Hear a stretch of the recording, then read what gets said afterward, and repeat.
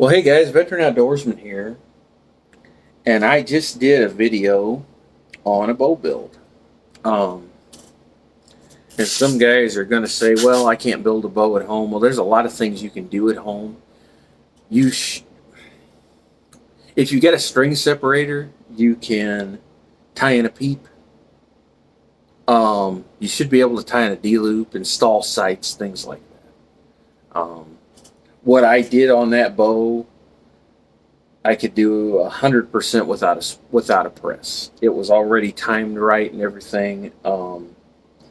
With a string separator, um, no issue whatsoever tying in a peep sight, um, paper tuning it, and all that kind of stuff. But if you want to work on your own bow,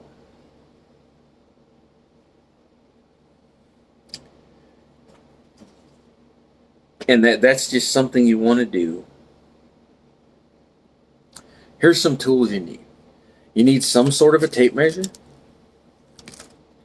You need some supplies, some serving. I bought that at Dick's Sporting Goods. Some D-loop material. I think I've got some laying around here. You can buy that at Sporting Goods store. You can order it online. Some D-loop material. I got some left over here. You'll need that. You need a lighter.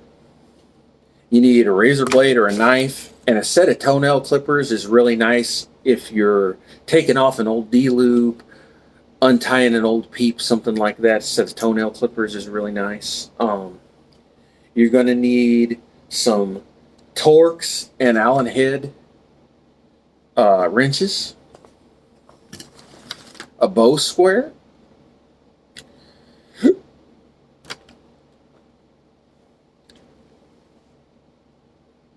not 100% necessary, but I really recommend it. Knock pliers with a D-loop tool on them. Phenomenal. One of the best tools I ever bought. This is a Carbon Express, one of the best things I ever. It came with a bow square. I don't think it was this one, but it came with a bow square. I've had different knocking pliers. This has D-loop tool on it, so you tighten your D-loop really good. I know you can do that with vice grips, or not vice grips, with needle nose, but man, this makes it easy. Makes it nice.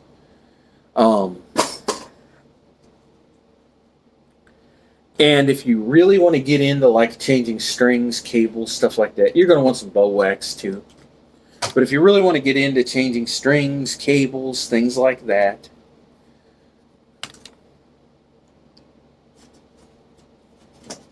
you're going to want a bow press, and there's a lot of different styles out there.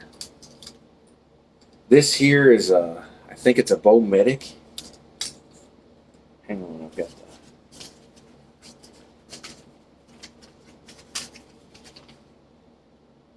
invoice here. Well, I thought I did. I've got the box that came in. Here we go. Bowmedic Field Press. It's got directions on how to use it. Basically, you put this on there. It presses at the tips, which a lot of bow manufacturers require. And you use that ratchet strap to tighten it down. Then you use this screw to loosen it up. I tried it on one of my older bows. Just play around with it. It works really, really well. It's a portable press. You can put it in your glove box, put it in your pack to do some emergency bow repairs. That was $89. For under $200, you could have your own bow shop in your basement. Somebody's going to say, what about a draw board? What about a draw board? Well, if you've got a basement or a garage, a nail or screw or hook in your one of your rafters will work as a makeshift draw board. If you think that's a little hanky, a good quality cargo strap with a hook from a ratchet strap on it and tie it in place will work. You can come up with something like that for a draw board. All you need is a place to hang your D-loop, and you can grab your bow with one hand and you can check your timing. If the draw stops are on the same side of the bow that you draw on, you can many times check your timing just by drawing it. Or you can have somebody watch while you do that. And hey, this is touching a little before this one, etc.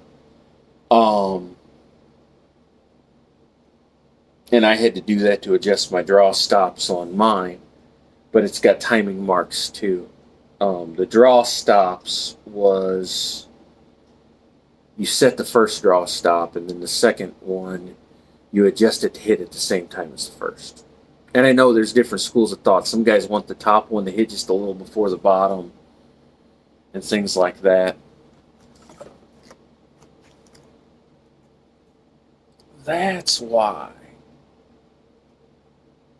the baby oil that I use for I use baby oil because it's mineral oil with some scent in it and it's cheap. I use it for my sharpening stone oil. Well, it's spilt, and that's why there's gnats flying everywhere. They're attracted to it. They're all over that bottle. I'll have to get some spray or some fly paper. Not that big a deal. But and then I've got it down here, but I don't know where I put it. Oh, right here. You want to get into an arrow build? Building your own arrows? Get online, Harbor Freight, this little 2-inch cutoff saw. You need a squaring tool. This will not cut them super square. You're going to need a squaring tool, and I recommend that anyway. But it's like, it was under $50. And then you'll need a fletch tool. Again, for doing your own arrows. I've got a bonding jig similar to this. I'm not sure what this brand is. A guy gave it to me probably 20 years ago, and I've been fletching arrows with it ever since. Just a cheap fletch jig. This one is a helical jig, right helical, and then I've got a straight that's a very similar jig. Between those two, I can fletch just about anything, and you can buy different of these. You can get a straight and a left helical, and if I had a straight and a left helical with this jig, then I can do anything. If you're only going to get one, I recommend the straight, because with these screws you can adjust it to do offsets. Only buy one, and there's a reason I say that, because if you're going to do offset with a manually set offset like this, you want to fletch every vein with the same jig, because you won't get two jigs set up identical. Honestly, even with the helical or straight, if you're going to use this style of jig, you can get these $35-40. You're going to want to only have one and fletch every arrow. It takes a little bit of time, but you can do a dozen arrows in an hour or two. You're going to need some fletch glue, whatever you prefer. Some insert glue. JB Weld works really well for that. Some guys use Gorilla Glue. I have used Fletch-Tite as insert glue. I'm not super fond of it, but it'll work in a pinch. I've used super glue. I don't recommend that because it's just too brittle. A hard impact, it breaks and the inserts can come out.